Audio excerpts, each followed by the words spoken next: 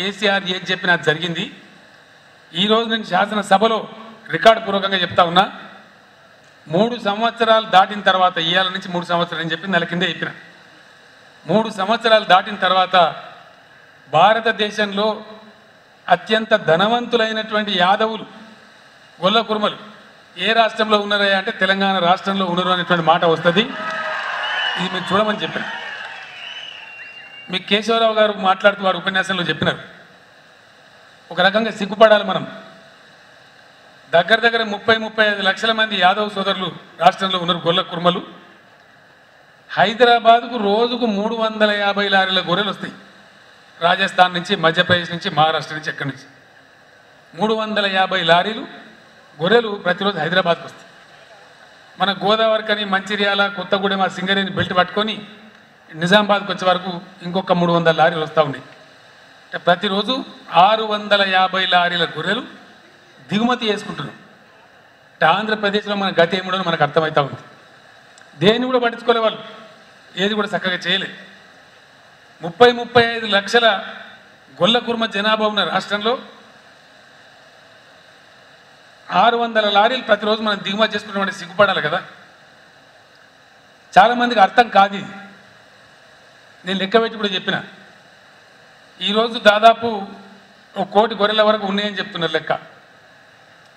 సరే, 1.5 కోటి మనం తెస్తాం, 2.5 కోట్లు అయితే 2 సంవత్సరాలలో 3 సార్లు ఈంతాయి ఈ గొర్రెలు, 3 ఈతలు ఈంతాయి.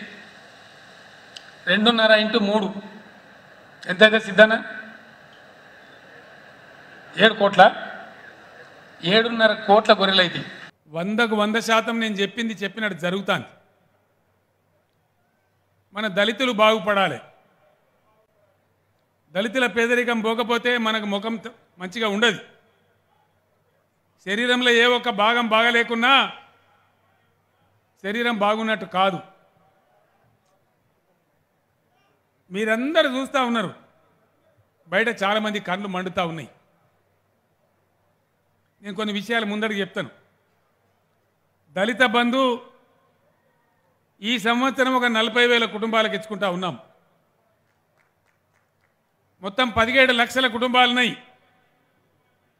సంవత్సరానికి 2-3 లక్షల చొప్పున ప్రతి దళిత కుటుంబానికి వాళ్ళని ఆర్థికంగా పైకి తేవడానికి 10 లక్షల రూపాయలు మంజూరు చేసుకోబోతా ఉన్నాం.